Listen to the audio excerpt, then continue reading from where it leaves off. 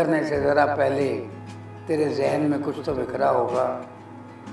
बिखरने का अमल लाजिम है तामीर इमारत से पहले। बहुत मेहनत की उन्होंने। जब आप इतिहास लिखने बैठते हैं तो आप सच की तलाश करते हैं, और अगर सच गौण हो जाए, अगर सच जो है छुपा हो, तो इतिहास नहीं कहला सकता। तो उसके लिए ज़्यादा से ज़्यादा स्रोत, ज़्यादा से ज़्यादा माखज़ जो हैं उनका पता लगाना ज़रूरी है। और इतिहास ऐसी चीज़ है जो सत्य को तो खोजती है, लेकिन वो सत्य जो है वो उस वक्त तक सत्य है जब तक कि दूसरा एविडेंस उसके सामने नहीं आता। अगर दूसरा एविडेंस आ जाए तो वो सत्य बदल जाता है। सत्य टेम्परेरी है, वो सत्य सत्य भी हो सकता है, वो सत्य तथ्य भी हो सकता है, लेकिन संभावना रहती है कि शायद ये सच बदल जाए अगर कोई और एविडेंस सामने आ जाए। तो ज़ाहिर है कि हमने सच की तलाश की। दयानंद सरस्वती को जहर दिया गया था, आहिस्ता आहिस्ता मौत होनी थी उनकी। तो उन्होंने कहा कि अगर मेरी याद रखना चाहते हैं तो मेरा बुत मत बनाइए, क्योंकि अगर बुत बना दिया तो मूर्ति पूजा शुरू हो जाएगी। तो ये 2 साल गहमा गहमी यूँ रही कि अगर इनकी याद में कुछ बनाना चाहिए तो कैसे बने। तो वो यही था कि एजुकेशनल इंस्टीट्यूशन जो है वो खोली जाए ताकि विद्या का, तालीम का प्रचार प्रसार हो सके। 2 साल की कश्मकश थी। और जैसे बताया गया है कि 1886 में वहाँ स्कूल लेवल से काम चला, जो बाद में आहिस्ता आहिस्ता कॉलेज का रूप धारण करता गया। तो ये इसकी पृष्ठभूमि। कॉलेज वहाँ बना था, पार्टीशन के बाद वो कॉलेज जो है अम्बाला में शिफ्ट हो गया। ये कॉलेज अपने तौर पर 13 मई 1918 से शुरू हुआ, और हमारे फाउंडर प्रिंसिपल जो थे वो पंडित मेहरचंद जी थे। उसके बाद ये गाड़ी चलती रही। प्रिंसिपल जेसी जोशी जी ने एक किताब लिखी है जालंधर डीएवी कॉलेज के 100 साल पूरे होने पर। हमारे साथ जोशी जी हैं, उनसे बातचीत करते हैं। सर, सबसे पहले तो बहुत बहुत स्वागत है आपका। सर, सबसे पहले बहुत बहुत शुक्रिया आपका कि आप तशरीफ़ लाए। जी, सबसे पहले तो सर हम ये जानना चाह रहे हैं कि ये किताब लिखने का आइडिया कैसे आया आपको? ऐसा है कि जब मैं रिटायर होकर आया 1994 में रोहतक से, तो मैं चाह रहा था कि किसी तरह से अपने पुराने कॉलेज के साथ जुड़ूं। और अनूप वत्स जो अब डीएवी कॉलेज नकोदर के प्रिंसिपल हैं, उनके पिता मेरे क्लास फेलो थे। उन्होंने पहली बार मुझे डीएवी कॉलेज में इनवाइट किया जबकि आज़ादी के 50 साल पूरे हो रहे थे, और सुभाष चंद्र जी यहाँ के प्रिंसिपल थे। 1997 का साल था। 50 साल पूरे हुए तो उस पर्टिकुलर विषय पर मुझे बोलने के लिए कहा गया, और उसके बाद तो लगातार कॉलेज के साथ राब्ता जो है वो कायम होता गया, चलता गया। तो ना जाने कितने लेक्चर दिए होंगे मैंने डीएवी कॉलेज में। तो एक प्रिंसिपल थे यहाँ वीके तिवारी साहब, ये बात मैं 2009 की कर रहा हूँ जी। उनके टाइम में एक अलुमनाई मीट, यानी पुराने विद्यार्थियों का मिलाप होना था, और जगजीत सिंह, हंसराज जी हंस, उनको बुलाना था।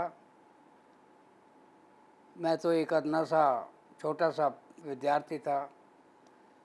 तो अनूप ने वीके तिवारी साहब को कहा कि इस मौके पर एक सॉवेनियर निकलना चाहिए। बात हो गई, लेकिन दिन रह गए 3 या 4। उसमें इतनी बड़ी बात जो है वो कैसे पूरी हो। तो डॉक्टर तिवारी ने ये जिम्मेदारी अनूप पर डाल दी।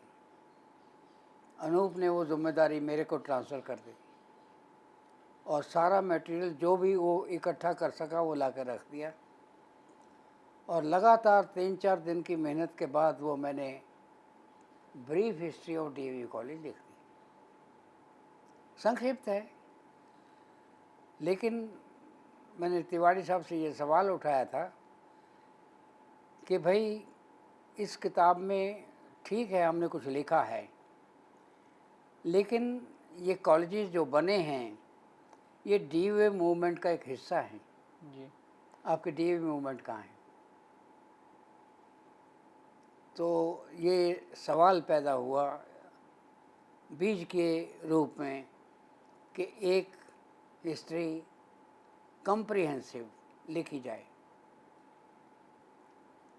अब वो टाइम 2009 का था, 100 साल 2018 में पूरे हो रहे थे, 9 साल का अरसा था हमारे पास। तो जैसे मैंने कहा है कहीं कि तिवारी साहब कहने लगे कि भाई आपने ये काम करना, और पंजाबी में कहा जाए तो जेड़ा बोले हो यो कुंडा खोले। अच्छा। वो मैंने एक्सेप्ट कर लिया चैलेंज। और जहाँ तक ब्रीफ हिस्ट्री का ताल्लुक़ है वो तो 4 दिन में मैंने मुकम्मल कर दे दी और वो प्रिंट भी हो गई। अब सवाल पैदा होता है कि इसको पाया तकमील तक, पूर्णता तक कैसे पहुंचाया जाए इस चैलेंज को। तो तिवारी साहब के बाद सतीश शर्मा जी आए, उनके टाइम में कोई बात नहीं हुई। फिर बीवी शर्मा जी अबोहर से आए, वो इस कॉलेज के स्टूडेंट भी रहे, टीचर भी रहे। उनके सामने सुरेंद्र मायर साहब ने और जो लोकल कमेटी के मेंबर थे उन्होंने बात उठाई। तो कहने लगे कि भी ये मामला जो है वो 2018 का है और मैंने 2016 में रिटायर होना है। अब नया प्रिंसिपल अगर आता है सारा में, वो क्या सोचता है इस प्रोजेक्ट के बारे में, करवाना चाहता है या नहीं चाहता। मैं कोई एक फ़ैसला कर लूँ और उसके ऊपर थोप दूँ, ये अच्छा नहीं लगता। उनको एक्सटेंशन भी मिल गई, वो 2017 में रिटायर हुए और उसके बाद एस.के. अरोड़ा साहब आ गए। और ये बात जब उन तक पहुंचाई गई, डिस्कशन हुई और अल्टीमेटली उन्होंने माना कि हाँ 100 साल पूरे होने वाले हैं, ये किताब लिख दी जाए। तो मुख्तसर तो नहीं जवाब, लेकिन आपका सवाल है उसका जवाब इस तरह से देना मुमकिन था। मतलब इसका प्रोसेस भी काफ़ी लंबा था। हाँ, यानी 9 साल का अरसा था बीच में। तो ये एक बीज के रूप में बात शुरू हुई और जो चीज़ आपके सामने है वो एक बरगद के दरख्त की तरह। तो इस किताब में 100 साल की कहानी तो आपने लिखी, तो अगर आप ब्रीफ में बता सकें कि 100 साल की कहानी में चैप्टर कैसे कैसे हैं, क्या क्या, किन किन मुद्दों को उठाया गया, किन किन चीज़ों पर बात की गई। ऐसा है कि जब 13 जून 2017 को प्रिंसिपल का ऑर्डर हुआ तो बाकायदा तौर पर डिपार्टमेंटल हेड्स को हमारी एक कमेटी बनी थी, उसने उनको एड्रेस किया और उनसे कहा कि जो भी मटेरियल आपके डिपार्टमेंट से कंसर्न्ड है वो आप दीजिए। आहिस्ता आहिस्ता आहिस्ता आहिस्ता वो मटेरियल जो है इकट्ठा होना शुरू हो गया। अब इमीडिएटली तो पढ़ा नहीं जा सकता जब तक कि पूरा मटेरियल सामने ना हो। तो काफ़ी अर्सा के बाद हमने महसूस हुआ कि इससे ज़्यादा मटेरियल और नहीं आ सकता। हालांकि जो आया एक ढेर लग गया, लेकिन फिर भी महसूस करता हूँ कि जो आना चाहिए था वो नहीं आया। जब आप इतिहास लिखने बैठते हैं तो आप सच की तलाश करते हैं, और अगर सच गौण हो जाए, अगर सच जो है छुपा हो तो इतिहास नहीं कहला सकता। तो उसके लिए ज़्यादा से ज़्यादा स्रोत, ज़्यादा से ज़्यादा माखज़ जो हैं उनका पता लगाना ज़रूरी है। और इतिहास ऐसी चीज़ है जो सत्य को तो खोजती है, लेकिन वो सत्य जो है वो उस वक्त तक सत्य है जब तक कि दूसरा एविडेंस उसके सामने नहीं आता। अगर दूसरा एविडेंस आ जाए तो वो सत्य बदल जाता है। सत्य टेम्परेरी है। जी। वो सत्य सत्य भी हो सकता है, वो सत्य तथ्य भी हो सकता है, लेकिन संभावना रहती है कि शायद ये सच बदल जाए अगर कोई और एविडेंस सामने आ जाए तो ज़ाहिर है कि हमने सच की तलाश की, कोशिश की, और वो मटेरियल जो आया उसको पढ़ने में कम से कम 7-8 महीने मुझे लगे। उसमें छांटना है क्या काम का है, क्या काम का नहीं है, और फिर कोलेटिंग होता है, यानी ये मटेरियल जो है वो यहाँ से यहाँ फिट होता है। ब्लॉक गेम है, ये मटेरियल यहाँ, ये मटेरियल ये यहाँ। तो कोई आदमी लिख कर बात नहीं करता।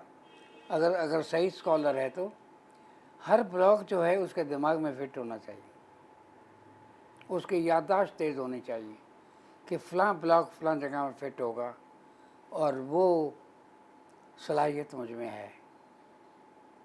तो बस यूँ कहिए कि जो मटेरियल आया उसको पढ़ा, उसकी ब्लॉकिंग की, और अल्टीमेटली एक रूपरेखा खिंच गई कि हाँ ये इतिहास ऐसे लिखा जा सकता है। चैप्टराइजेशन ज़रूरी थी।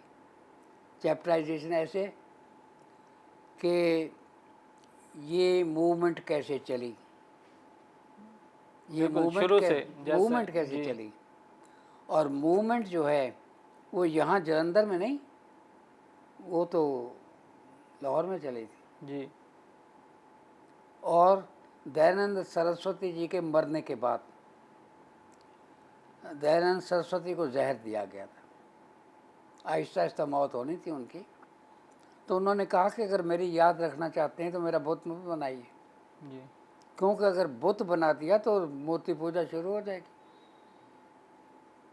तो ये 2 साल गहमा गहमी यूँ रही कि अगर इनकी याद में कुछ बनाना चाहिए तो कैसे बने। तो वो यही था कि एजुकेशनल इंस्टीट्यूशंस जो हैं वो खोली जाएं ताकि विद्या का, तालीम का प्रचार प्रसार हो सके। 2 साल की कशमकश थी। और जैसे बताया गया है कि 1886 में वहाँ स्कूल लेवल से काम चला, जो बाद में आहिस्ता आहिस्ता कॉलेज का रूप धारण करता गया। तो ये इसकी पृष्ठभूमि है। और अब आप देखिए कि जो कॉलेज वहाँ बना था पार्टीशन के बाद, वो कॉलेज जो है अम्बाला में शिफ्ट हो गया। ये कॉलेज अपने तौर पर 13 मई 1918 से शुरू हुआ, और हमारे फाउंडर प्रिंसिपल जो थे वो पंडित मेहरचंद जी थे। उसके बाद ये गाड़ी चलती रही, और मैं तो शेर की मार्फत अगर कहना चाहूँ कि एक एक ईंट उठाकर उन्होंने लगाई है, कॉलेज को बनाया है। और शेर की मार्फत कहूँ कि बिखरने से ज़रा पहले तेरे जहन में कुछ तो बिखरा होगा, बिखरने का अमल लाजिम है तामीर इमारत से पहले। बहुत मेहनत की उन्होंने। तो इस तरह से बिगनिंग हो गई, और उस व्यक्ति ने इतने साल यहाँ नौकरी की है, एक भी पैसा तनख्वाह का नहीं लिया। उसको उसका भाई सपोर्ट करता रहा, लेकिन तनख्वाह नहीं ली। और जब वो 75 साल के हुए तो उन्होंने चाहा कि वो रिज़ाइन करेंगे, क्योंकि अब काम नहीं होता। रिज़ाइन किया, रिज़ाइन एक्सेप्ट भी हो गया। ये बात तो 2 साल पहले शुरू हो गई थी, लेकिन लोग कहते थे चलो चलो आगे बढ़ते चलो। लेकिन 2 साल के बाद जब उनकी हालत देखी तो रेजिग्नेशन एक्सेप्ट हुआ। नए प्रिंसिपल की बात सामने आ गई। अब ऐसा है कि एक किताब है सिल्वर जुबली वॉल्यूम, 1943 की बात है ये। जी। उसका जो मटेरियल मिला उसे ज़ाहिर होता है कि डीएवी कॉलेज का प्रिंसिपल जो है कितना पॉपुलर था, कितना मशहूर था लोगों में। जब उन्होंने रिज़ाइन किया तो डिस्ट्रिक्ट एडमिनिस्ट्रेशन से कहीं डिप्टी कमिश्नर, कहीं कमिश्नर, कहीं कोई कोई हर आदमी जो है उनको कॉन्ग्रेचुलेशंस के मैसेजेस भेज रहा है। अगले दिन हवन हुआ वगैरह वगैरह, अचानक उनकी डेथ हो गई। और एक दिन तो मैसेजेस आ रहे हैं उनको कॉन्ग्रेचुलेशंस के, और दूसरे दिन मैसेजेस आ रहे हैं कॉन्डोलेंस के। अब ऐसे प्रिंसिपल को लेकर कौन दुखी ना होगा। जी। उन्होंने बहुत काम किया है, इसीलिए मैंने पहले चैप्टर का नाम जो है बिफोर द बिगनिंग, शुरुआत से पहले, आहिस्ता आहिस्ता बनाया उन्होंने। और एक मुसलमान लड़का या उनका स्टूडेंट, उसने ये ज़मीन जो है उनको दी सिर्फ 3,000 रुपये। जहाँ जालंधर का डीएवी जल कॉलेज है। हाँ, सिर्फ 3,000 रुपये। और भी ज़मीन ली जा सकती थी, लेकिन पैसा कहाँ था, जी। पैसे की दिक्कतें थी। तो भाई डीएवी मूवमेंट इसी तरह से शुरू हुई, कॉलेज इसी तरह से बने। तो दूसरा चैप्टर जो है, पहला चैप्टर जो है वो, सॉरी, पहला चैप्टर जो है वो डीएवी मूवमेंट है, जी। और एक उससे पहले बिफोर द बिगनिंग है। जी। अब इसके बाद इसी तरह से चैप्टर आगे चलते गए। जो हम उसमें हमने जो सालवार्ड्स हैं, जो मुख्य व्यक्ति हैं, उनका जिक्र किया हुआ है, उनकी तस्वीरें दे रखी हैं। और वो ऐसे व्यक्ति थे जो निस्वार्थ काम करने वाले थे, निष्ठावान थे, दृढ़ निश्चयी थे, हौसले वाले थे, निर्भीक थे, काम किया उन्होंने।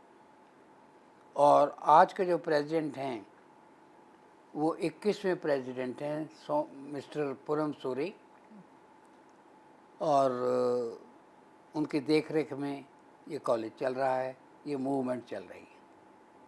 फिर इसके अलावा हमने इस प्रेसिडेंट्स के अलावा जो दूसरे लोग थे, स्टालवार्ड्स थे, उनका भी जिक्र किया हुआ है। उनकी जीवनी जो है थोड़े थोड़े शब्दों में हमने दे रखी है। और उसके बाद हम सही चैप्टर्स पर आते हैं कि हमारे कौन कौन से प्रिंसिपल्स रहे। बिल्कुल, तो हर प्रिंसिपल का जिक्र किया है आपने। तो ये प्रिंसिपल जो अब आए हैं, राजेश कुमार जी, ये कॉलेज के 18वें प्रिंसिपल। पहले प्रिंसिपल मेहरचंद जी, जी। दूसरे प्रिंसिपल जो हैं वो लाला ज्ञानचंद जी, और उन्हीं के टाइम में मेहरचंद हॉस्टल बना था। थर्ड प्रिंसिपल हमारे जो बाद में वाइस चांसलर भी बने, लाला सूरजभान जी थे। जो प्रॉपर एडमिनिस्ट्रेटिव सेटअप है वो लाला सूरजभान जी के टाइम का है। और उनके जाने के बाद जो चौथा प्रिंसिपल था वो यहीं पर केमिस्ट्री के हेड ऑफ द डिपार्टमेंट थे, मिस्टर B.S. बैल। लेकिन जब सूरजभान जी प्रिंसिपल यहाँ हो गए तो उनको प्रिंसिपल बनाकर अमृतसर में भेजा। वो अमृतसर डीएवी कॉलेज के फाउंडर प्रिंसिपल हैं। मुझे अच्छा लगता है कि जब B.S. बैल की बात होती है, कितना वो लगन से काम करता था, कितनी एबिलिटी थी उसमें एडमिनिस्ट्रेटिव। और 7 साल वो अमृतसर में रहे, और उन्होंने लिखा है अपनी किताब में, मैंने भी दिया है, कि मैं 7 साल डीएवी कॉलेज से जालंधर से दूर रहा, लेकिन उस डीएवी कॉलेज जालंधर को मैंने अपने साथ रखा। जो इसकी ट्रेडिशंस थी उनको मैंने अमृतसर कॉलेज में लागू किया अपने कॉलेज की मदद से। और मैं बताऊं कि जो अब 18वें प्रिंसिपल हैं, जब उनसे मेरी पहली मुलाकात हुई तो मैंने यही कहा था कि सर डीएवी कॉलेज की जो ट्रेडिशंस थी वो बहल साहब यहाँ से ले गए थे, अब आप उनकी जगह अमृतसर से आए हैं, वो ट्रेडिशंस वापस ले। वाह वाह वाह। तो तीसरा चैप्टर जो है वो डीएवी कॉलेज के तमाम प्रिंसिपल्स का है, उनके टाइम में जो जो कॉलेज की प्रगति हुई है उसका जिक्र मैंने किया हुआ है। अब जो चौथा चैप्टर, पाँचवा, छठा, सातवां, आठवां, वो ऐसे हैं कि जो 100 साल की इंफॉर्मेशन थी, जो स्रोत था उनको हमने देखा, तो 100 साल की एक्टिविटीज़ उसमें कॉलेज के रिज़ल्ट्स हैं, 100 साल के रिज़ल्ट्स मैंने दिए हैं। बहुत मुश्किल रहा होगा 100 साल के रिजल्ट। मुश्किल तो है, लेकिन जो करना है वो करना है। जब करने के लिए आप जिद करते हैं तो मुश्किल माने नहीं रखती। जी। मुश्किल को पार करना रिसर्चर का काम है। और अगर रिसर्चर यूँ कहे कि चलो लिखता सो लिखता, नहीं लिखा तो नहीं लिखा, वो बात नहीं बनती। To go deep into the problem और ढूंढिए कि उस गहराई से उतरकर आप कौन सा हीरा निकाल कर ला रहे हैं। तो भाई इस तरह से तमाम प्रिंसिपल्स की हिस्ट्री इस सेंस में कि जो उन्होंने किया अपने टाइम पीरियड में, कोई इंफ्रास्ट्रक्चर बनाया, कुछ स्टूडेंट्स की तादाद बढ़ी, कुछ बिल्डिंग्स बनी, लाइब्रेरी की एक्सपेंशन हुई, वो सब इन प्रिंसिपल्स के टाइम में आहिस्ता आहिस्ता आहिस्ता चलती। और चौथा चैप्टर जो है वो हमने डिपार्टमेंट्स के लिए दिया। हर डिपार्टमेंट की इंफॉर्मेशन पूरी नहीं है, लेकिन जितनी भी अवेलेबल थी सभी डिपार्टमेंट्स की हिस्ट्री जो है बाकायदा तौर पर लिखी गई। इसके बाद तो चैप्टर्स ऐसे हैं कि स्पोर्ट्स एक्टिविटीज़ क्या हैं, 100 साल की स्पोर्ट्स एक्टिविटीज़ थी। ये स्पोर्ट्स की एक एकेडमी हुआ करती थी, और जिसने भी कोई नया प्लेयर देना हो वो डीएवी कॉलेज में दाखिल होता था। अब 100 साल की स्पोर्ट्स की एक्टिविटीज़ देने के अलावा जो कॉलेजेस में आमतौर पर करिकुलर एक्टिविटीज़ होती हैं, कोई कला है, कल्चरल कलावान एक्टिविटीज। लड़के उनकी, लेकिन इसके हमने दो पार्ट किए हैं। दो पार्ट इस सेंस में किए हैं कि एक तो जो कलाकार हैं, फनकार हैं, उनका ब्यौरा दिया पार्ट फर्स्ट में, और सेकंड पार्ट जो है उसमें हमने एनसीसी को लिया है। एनसीसी के 3 विंग हैं, एक आर्मी है, एक एयरफोर्स है, एक नेवी है। जी। तो 2 पार्ट्स में मैंने इनको दिया है। और उसके अलावा हमारे कॉलेज के कुछ लोग, कोई प्रिंसिपल बन गए, कुछ नामी ग्रामी लोग बन गए, उनके रेमिनिसेंसेस, उनकी यादगारें जो है उनको हमने इकट्ठा किया और वो एक चैप्टर के रूप में हमने दिया।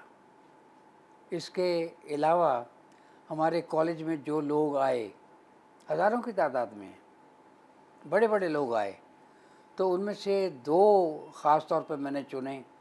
एक तो doctor Rajendra Prasad, convocation address उन्होंने पढ़ा, वो 1961 में आए थे।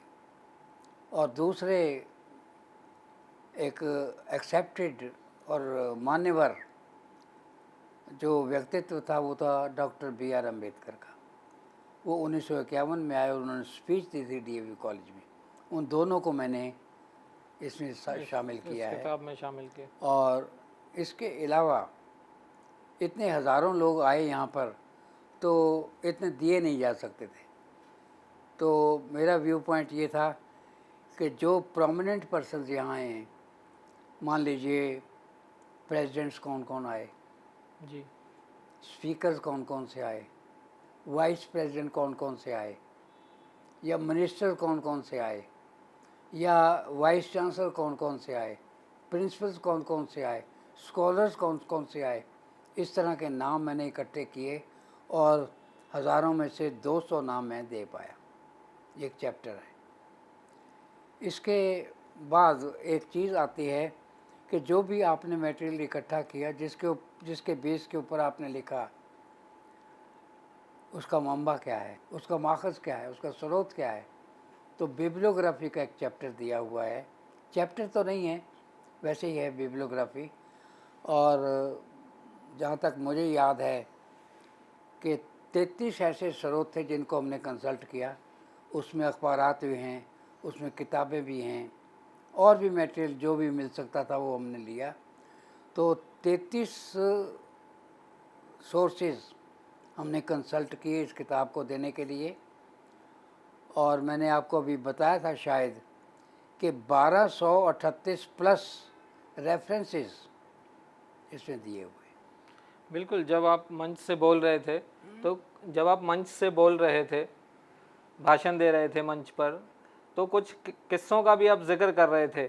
कुछ किस्सों का भी आप जिक्र कर रहे थे कि जब आप डाटा इकट्ठा कर रहे थे तो कुछ ऐसे भी वाक़या हुए कि कुछ लोगों ने कहा कि नहीं, पहले स्टूडेंट तो हम थे। हाँ, वो एक कंट्रोवर्सी थी। जी असल में लोगों को बैकग्राउंड पता नहीं है। जो हमारे पहले स्टूडेंट थे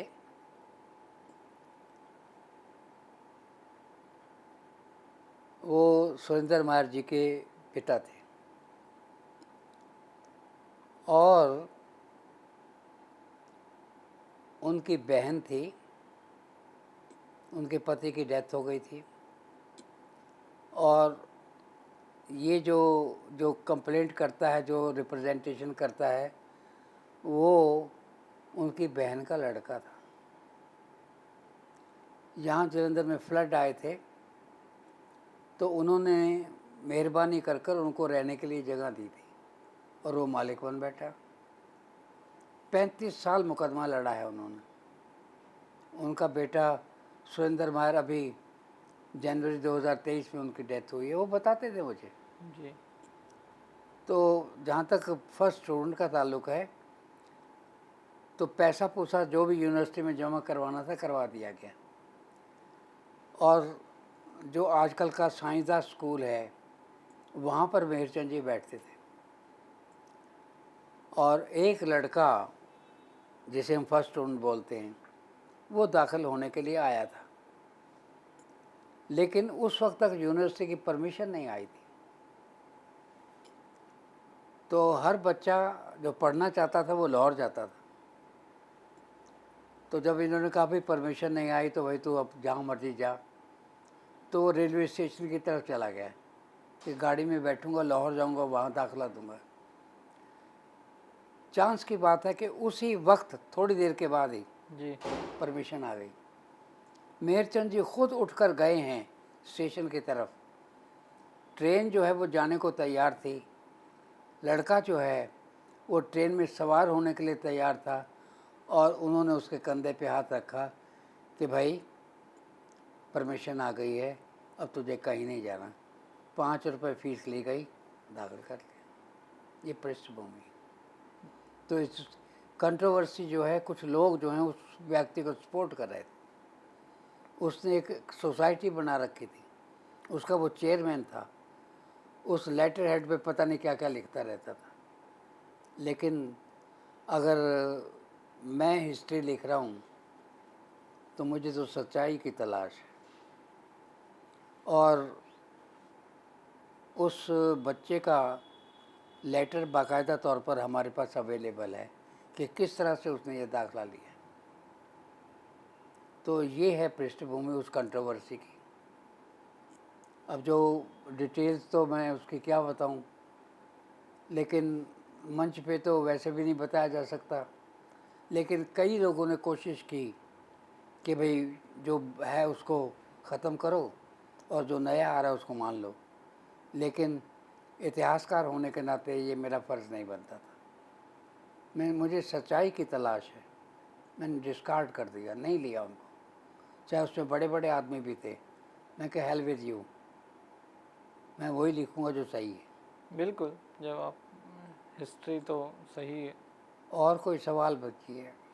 जी, आप खुद यहाँ पढ़े हैं डीएवी कॉलेज में, आपकी क्या यादें हैं तब, इतनी पुरानी? कुछ आपको याद है जब आप पढ़ा करते थे तब कौन प्रिंसिपल हुआ करते थे? बात ये है कि मैं साइंस का स्टूडेंट रहा हूँ, जी मेरी कोई दिलचस्पी नहीं थी। साइंस में। लेकिन वो ज़माना ऐसा था 1947 का, जब पार्टीशन हुई थी, कि हर बच्चा, हर आदमी, हमने इंजीनियर बनना है, हमने डॉक्टर बनना है, मुल्क की सेवा करनी है। हमने भी भेड़ चाल में वो साइंस सब्जेक्ट ले लिए। चलो किसी तरह से निभाया, लेकिन कोई दिलचस्पी नहीं। आपने देखा होगा तारे ज़मीन पर फिल्म, जी जी। बच्चे का जो रुझान है हम्म, उसके मुताबिक उसको शिक्षा देनी चाहिए। रुझान तो कहीं है और आप कुछ और करवाना चाहते हैं, कैसे होगा? तो रुझान तो साहित्य की तरफ था, रुझान जो है वो कला की तरफ था, फन की तरफ था। साइंस का क्या मतलब? तो मैंने अपना ट्रैक चेंज किया और पटियाला गया था मैं। पटियाला में मैंने महिंद्रा कॉलेज में दाखिला नहीं लिया, वाकफियत थी मेरी, वहाँ वैसे ही क्लासेस अटेंड करता गया। इंग्लिश करना चाहता था एमए, लेकिन एक प्रोफेसर साहब थे, उन्होंने मेरे घर पर आकर नोट्स अपने दे दिए। सरदार जी थे, पंजाबी में बोले, काका तू हिस्ट्री करनी है। अच्छा जी। अब टीचर ऐसे हैं जिनको ना नहीं की जा सकती, हम्म, इतिहास की। और जब पार्ट फर्स्ट का रिज़ल्ट निकला तो मेरी यूनिवर्सिटी पोजीशन थी। वाह वाह। तो कहने लगे, देखा असी हीरा पहचान लिया। मैं कहा हीरा उरा कुछ नहीं पहचाना, हम्म, ये तो काला पत्थर है कि कहीं से रगड़ लग कर रोशनी आ गई, वरना मुझे कुछ नहीं आता। तो इस तरह के बैकग्राउंड है। और सेकंड पार्ट का जब इम्तिहान था तो मैं काफ़ी बीमार था, ड्रॉप करना चाह रहा था, लेकिन मेरे टीचर ने ड्रॉप नहीं करने दिया। एक और विद्यार्थी थे जो बाद में प्रिंसिपल बने, वो शाम को खाना वगैरह खा के मेरे घर आते थे। जो कुछ उन्होंने पढ़ा होगा, वो भी स्टूडेंट थे, मेरी क्लास फेलो थे, वो जो भी पढ़कर आते थे वो मुझे सुनाते थे। मैंने खुद नहीं पढ़ा कुछ भी, नंबर कम रह गए, वरना हो सकता था मैं यूनिवर्सिटी में टॉप करता। और मज़ेदारी बात ये जी। कि जिन्होंने मुझे सुनाया, जिसके आधार पर मैं पास हो गया, वो खुद फेल हो गया। अच्छा। नाम नहीं लूँगा उनका, अच्छी पोजीशन में रहे हैं और जब रिटायर हुए वो। तो भाई ऐसा ही होता है, किसी को लिखना आता है, किसी को पढ़ना आता है, किसी को बोलना आता है, और किसी को सुनना हमें आता है। बोलना भी आता है, लिखना भी आता है, पढ़ना भी आता जी जी। फिर बाद के दिनों में अब थोड़ा आपके लिटरेचर पर आते हैं। आपने भी साहित्य में, हिस्ट्री में बहुत काम किया, तो उसके बारे में थोड़ा बताइए। है। भाई ऐसा है कि साहित्य में रुचि तो थी, लेकिन as lecturer, as principal, administrative बातें ऐसी थीं कि वक्त नहीं दे पा रहा था। लेकिन इससे पहले और बताऊं मैं जी कि टीचिंग में आने से पहले पंजाब स्टेट आर्काइव्स में एक प्रोजेक्ट हमने लिया था for writing history of freedom movement in the Punjab and for writing short biographies of the freedom fighters of the Punjab. उस प्रोजेक्ट में 5 साल में एडिटर रहा हूँ। वो वर्क जो है पंजाब यूनिवर्सिटी ने बाकायदा तौर पर रिकग्नाइज़ किया हुआ है, वो काम मैंने किया। और वो किताब जो है 2 वॉल्यूम में पंजाबी यूनिवर्सिटी में छापी, लेकिन मेरा नाम उसमें नहीं। इसीलिए तो मैं कहता हूँ कि मेरी नाकाम ज़िंदगी की मुकम्मल किताब हूँ, क्योंकि मैं उस वक्त तक वो प्रोजेक्ट छोड़ चुका था पूरा कर कर, और क्रेडिट जो है वो किसी और को मिल गया। तो ऐसा है कि मेरे पास जो लड़के काम कर रहे थे, एक से एक बढ़कर स्कॉलर था। उसमें से एक आईएएस बना, एक आईपीएस बना, एक क्यूरेटर ऑफ म्यूज़ियम बना, वो अब भी याद करते हैं।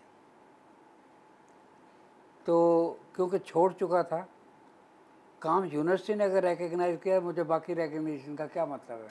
कोई वैल्यू नहीं उसकी। और मौका मिला मुझे वी.एस. सूरी साहब के साथ काम करने का। वो भी पीएचडी नहीं थे, लेकिन स्कॉलर थे नंबर 1, और रंजीत सिंह के डायरिस्ट सोनलाल सूरी के ख़ानदान में से थे।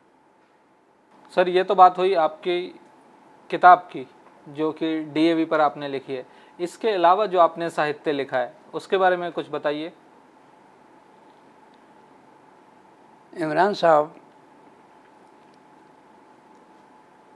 जो तजर्बा मेरा रहा है लिखने के संबंध में, वो तो बहुत पुरानी बात हो गई। जी। जब उम्र मेरी 19 साल की थी तो एक शख्स ने जो बहुत ही नज़दीक था, उसने एक सोसाइटी की रिपोर्ट के बारे में कहा कि लिखो। मैंने उनसे कहा कि भाई मेरी उम्र ही क्या है, अभी कॉलेज से आया हूँ। तो उन्होंने पंजाबी में कहा कि माँ दे ढिड तो कोई सीख के नहीं निकलता, काम करना पैंदा है। तो 19 साल की उम्र में एक सोसाइटी की मैंने रिपोर्ट लिखी थी। यहाँ से काम शुरू होता है। फिर जब कॉलेजेस में मैं रहा, नरवाना कॉलेज में 5 साल और 15.5 साल भिवानी कॉलेज में रहा, तो उस वक्त तजर्बा ये बना कि कॉलेज मैगज़ीन्स का मैं चीफ़ एडिटर रहा हूँ। चीफ़ एडिटर होने के नाते लिखना भी पड़ता था, एडिटिंग भी करनी पड़ती थी, प्रेस में प्रिंट भी करवाना होता था, उसके प्रूफ भी पढ़ने होते थे। तो वो तजर्बा काम आया। जहाँ तक लिखने का ताल्लुक़ है, किताबों का ताल्लुक़ है, ये काम असल में रिटायरमेंट के बाद शुरू। मेरी रिटायरमेंट 1994 में हो गई थी। एक पटियाला में मेरे मित्र थे, उनका नाम था सौरभ, और वो कहने लगे, हिंदी के थे, प्रोफेसर थे, कि मेरा दिल करता है कि विलियम शेक्सपियर की सोनेट्स का अनुवाद हिंदी में करूं, और वो भी छंदबद्ध। मैंने कहा करो। उसने तो नहीं किया। वो ख्याल मेरे जहन में कहीं आ गया, और सबसे पहली किताब जो मैंने की है वो विलियम शेक्सपियर की सोनेट्स पर की। उर्दू तर्जमा किया, उसका हिंदी में भी ट्रांसलेटेशन किया, और अब तो वो ट्रांसलेटेशन जो है न केवल उर्दू में है बल्कि हिंदी में भी है और पंजाबी में भी है। हाथ से लिखता हूँ। फिर सवाल हुआ कि अगर सोनेट लिखी है तो उसकी लव पोइट्री भी लिखी हो। तो मैंने जब लव पोइट्री पढ़ी तो मुझे महसूस हुआ कि इस लव पोइट्री का ताल्लुक़ जो है वो सोनेट्स के साथ है। तो मैंने लव पोइट्री भी की। सिर्फ 5 पोएम्स हैं उसकी, जिसमें 3875 लाइनें हैं, और वो मैंने इन वर्स किया। ये किताब भी उर्दू में, हिंदी में और पंजाबी में है। जब ये काम किया तो फिर ख्याल आया कि इसके कुछ प्लेज भी कर दो। जी। प्लेज में मैंने सबसे पहले मर्चेंट ऑफ वेनिस किया, फिर एज यू लाइक इट किया, फिर जूलियस सीजर किया, और आखिरी मैंने हैमलेट किया। फिर मैंने सोचा कि अगर मैं शेक्सपियर के सारे प्लेज करूं तो ज़िंदगी इतनी नहीं बचेगी कि मैं कर सकूंगा, इसलिए वो काम वहीं बंद कर दिया। लेकिन शेक्सपियर की जो तहरीर थी, शेक्सपियर की जो गहराई थी, शेक्सपियर की जो लोगों को समझने की एक क्षमता थी, उसने बहुत मुतासर किया। और इसीलिए मैंने एक शेर लिखा शेक्सपियर के संबंध में, इसका अंग्रेजी में भी तर्जमा किया, जी क्योंकि अगर शेक्सपियर एसोसिएशन को भेज रहा हूँ तो उर्दू क्या समझ में आएगा उनके। बिल्कुल, उन्हें तो अंग्रेजी में ही तो वो समझ में शेर आएगा। मैं तब लिख पाया जब विलियम शेक्सपियर की के जूलियस सीजर का इंट्रोडक्शन लिख रहा था, बहुत मुतासर हुआ। और मैंने लिखा कि गहराई समंदर के मापने का ख्याल क्यों आया। गहराई समुंदर को मापने का ख्याल क्यों आया, उसकी एक बूंद ही काफ़ी थी तैरने के लिए। जी जी जी। तो पहला काम सोनेट्स का किया, उसके बाद लव पोइट्री की, उसके बाद 4 प्लेज भी किए और फिर काम स्टॉप कर दिया। और इनके तमाम तर्जमे वगैरह, उनकी तादाद 14 बनती है। ये 14 की 14 किताबें जो हैं international Shakespeare association Stratford London में हाज़िर हैं। वाह वाह। उन्होंने मुझे गिफ्ट भी भेजा और उन्होंने ज़ाहिर किया ख्याल, वॉलपर्ट नाम है उनके एग्जीक्यूटिव सेक्रेटरी का, कि मुझे लगता है कि हम कभी मिलेंगे ज़रूर। तो मैंने जवाबन उनको भेजा कि आप हिंदुस्तान में आए तो मेरे मेहमान हैं, और मैं अगर इंग्लैंड में आया तो आपका मेहमान हूँ। वाह, ये शुरुआत है। उसके बाद मैंने सोचा कि ऐसे लोगों को लिया जाए जो कोई नॉर्थ से ताल्लुक़ रखता हो, ईस्ट से ताल्लुक़ रखता हो, वेस्ट से ताल्लुक़ रखता हो, साउथ से ताल्लुक़ रखता हो, ताकि चारों कोने जो हिंदुस्तान के हैं वो मेरे साहित्य का हिस्सा बन जाए। तो सबसे पहले काम मैंने किया वो Subramaniam Bharati south Indian poet से की। उसकी 60 पोइम्स जो हैं उसका अंग्रेज़ी तर्जमा मुझे मिल गया, क्योंकि तमिल मुझे नहीं आती। और जिसने वो अंग्रेज़ी तर्जमा किया वो लेडी एक बहुत बड़ी स्कॉलर है तमिल की, और वो जो तर्जमा हुआ वो पहले उर्दू में हुआ, फिर हिंदी में हुआ। उसके बाद ईस्ट से, पूर्व से मैंने रविंद्रनाथ टैगोर को लिया। बंगला मुझे नहीं आती, लेकिन रविंद्रनाथ टैगोर ने ख़ुद अंग्रेज़ी में उसका ट्रांसलेशन किया है। उसका तर्जुमा मैंने उर्दू में और हिंदी में किया। इसके बाद रही बात नॉर्थ की, तो मुझे गुरु नानक से बढ़कर कोई नहीं मिला। उसके जप जी का तर्जुमा मैंने उर्दू में और हिंदी में भी किया है। मैं चाहता हूँ कि जो मगरिब साइड है उससे एक पोइट को और लूँ, ताकि हिंदुस्तान के चारों किनारे जो हैं मेरे साहित्य का हिस्सा बन जाए। वाह वाह। इसके बाद मैंने सोचा कि अब अपनी तरफ से कुछ ना कुछ करना चाहिए। तो मैंने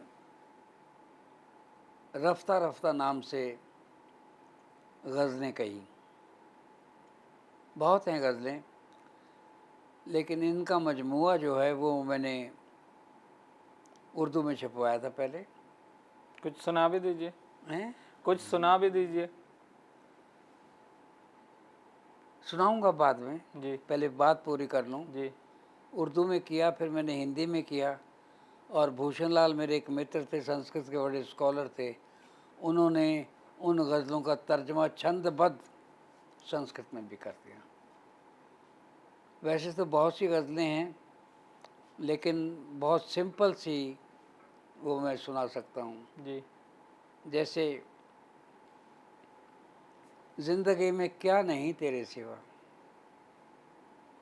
ज़िंदगी में क्या नहीं तेरे सिवा, ज़िंदगी ज़िंदगी नहीं तेरे सिवा, वाह वाह। ज़िंदगी ज़िंदगी नहीं तेरे सिवा। देखिए, कहने का तरीका है। अब एक पहला जो शब्द ज़िंदगी इस्तेमाल किया, उसके बाद पॉज है, ज़िंदगी ज़िंदगी नहीं तेरे सिवा।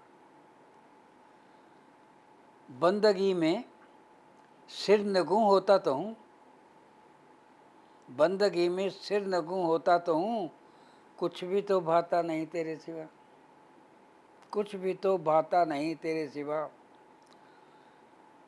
तीसरा शेर इसका है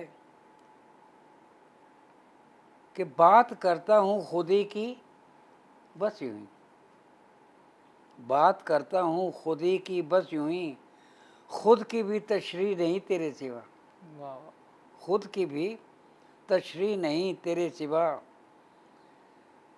मैं खुदा की ज़ात का कायल ही सही, मैं खुदा की ज़ात का कायल ही सही, पर खुदाई भी कुछ नहीं तेरे सिवा, वाह वाह पर खुदाई भी कुछ नहीं तेरे सिवा। और मगता अर्ज करता हूँ,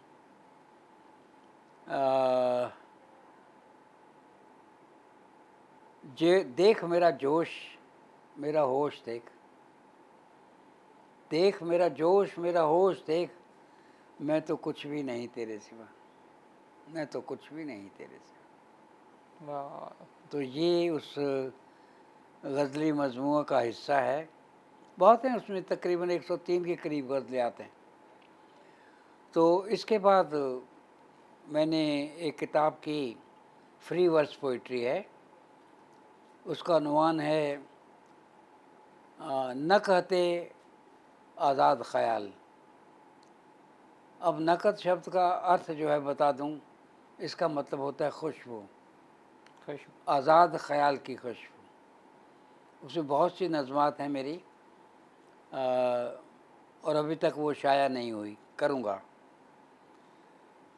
फिर एक किताब मैंने की, ज़ाविया नज़र, इसमें 30 के करीब एसेज हैं, वो किताब छपी हुई है, लेकिन उर्दू में बाद में की, पहले हिंदी में की मैंने, और उसका उर्दू संस्करण भी आया हुआ है। उसका नाम है न कहते परवास, परवास की खुशबू, उड़ान की खुशबू।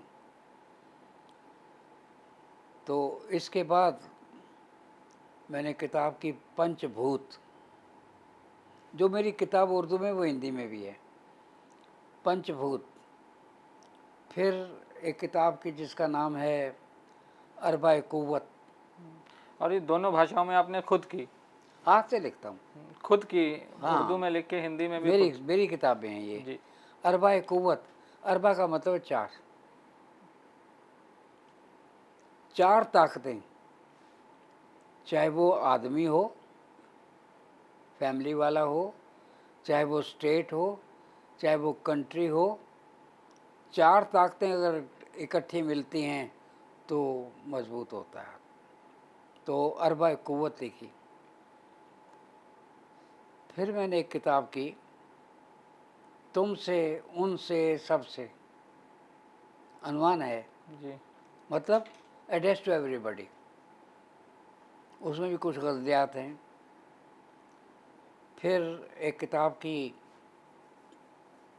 कह दी राज की बात, कह दी राज की बात,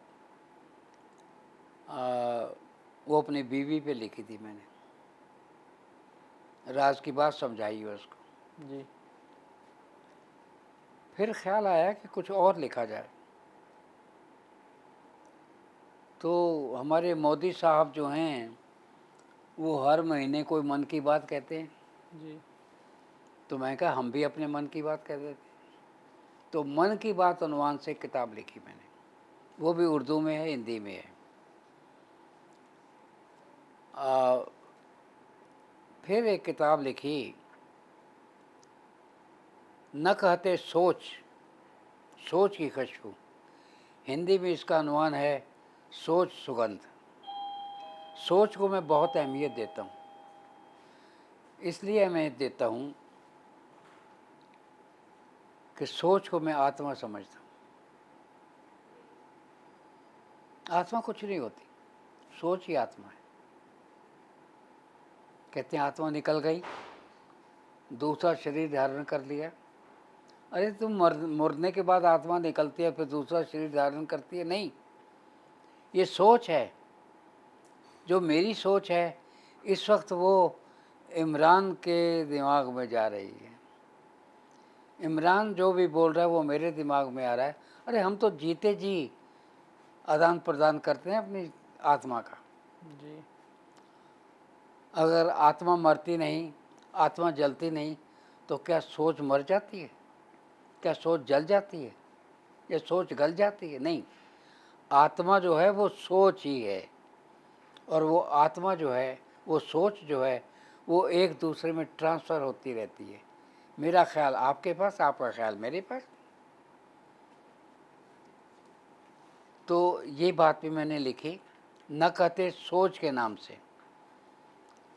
फिर नया दौर आया, एक किताब लिखी कोरोना के टाइम में, मज़हब और सियासत के रंग ढंग। मज़हब और सियासत के रंग ढंग। अब कोरोना टाइम में घर में बैठे क्या करें, तो एक किताब का अनुवाद लिखा मैंने, कुछ तो करो ना। अच्छा, कोरोना से कुछ आपने। कुछ तो करो ना, हम्म। वो किताब भी लिखी गई। बाकी कई लोगों की और किताबें आई हैं जिनकी मैंने तर्जमे किए, जिनको मैंने किसी का फॉरवर्ड किया। तो टोटल मिलाकर रिटायरमेंट के बाद मेरी 52 किताबें हैं। वाह वाह वाह, बहुत बढ़िया सर। रिसेंटली जो किताब रिलीज़ हुई है आज, उसके अलावा defence forces and the freedom movement, वो किताब मुकम्मल है। 413 पेजेस हैं, 1475 उसमें रेफरेंसेस दे रखे हैं। वो किताब जल्दी ही प्रिंट होगी।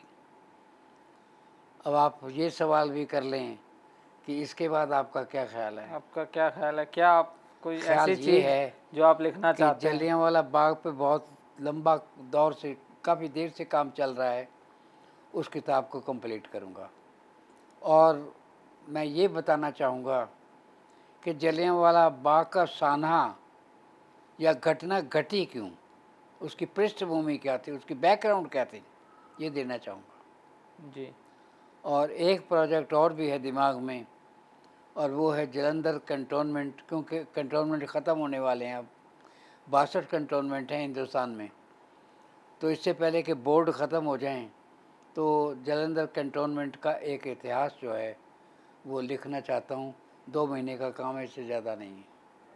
जी। तो मैं चाहता हूँ कि 2023 या हद 2024 का मिडल जो है उसमें ये 2 किताबें आ जाएं। और एक प्रोजेक्ट और भी है दिमाग में कि जनरल मोहन सिंह, जो मेरे मित्र भी बन गए थे, जिन्होंने INA फॉर्म की, उनके बेटे ने लगभग 175 पेजेस भेजे हुए हैं।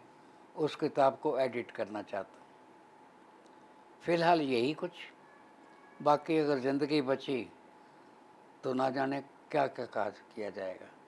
और मैंने वहाँ भी एक जगह शेर पढ़ा हुआ है कि जवानी जोश भरी जाने क्या कर गुजरे, जवानी जोश भरी जाने क्या कर गुजरे, ज़ईफ़ी बुढ़ापा, ज़ईफ़ी कम तो नहीं जोश इसकी आंखों में, ज़ईफ़ी कम तो नहीं जोश इसकी आंखों में, तो ये है। और ये जोश इसलिए है क्योंकि मौत से नहीं डरता। नातवा शब्द का अर्थ है कमज़ोर। और मैंने कहा है कहीं कि नातवा तो नहीं कि डर जाऊं उसकी धमकी से, मौत की धमकी से। नातवा तो नहीं कि डर जाऊं उसकी धमकी से, ज़िंदगी जीने का शरर बाकी है अभी आँखों में। वाह वाह वाह, बहुत खूब, बहुत खूब। ज़िंदगी जीने का शरर बाकी है अभी आँखों में। तो अभी क्या मुझे करना है, क्या नहीं करना, बस उम्र चाहिए। अभी हाथ पांव चलते हैं, और जब तक चलते हैं तब तक काम करूँगा। वाह वाह वाह, बहुत बढ़िया सर, बहुत बढ़िया। कोई और सवाल आपके ख्याल में हो तो कर लीजिए। जी, फिलहाल के लिए तो इतना ही। कुछ और सवाल होंगे तो ज़रूर करेंगे। फिर सही। फिर सही, बात होती रहनी चाहिए। ज़िंदगी क्या है अब, ज़िंदगी क्या है जीना, ज़िंदगी क्या है कहना तो अभी बाकी है। ये मेरा एक इंटरव्यू हुआ था, दैनिक भास्कर में छपा था। जी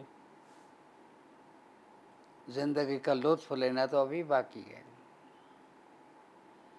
तो ज़िंदगी के लुत्फ़ लेता रहता हूँ। जी जी जी।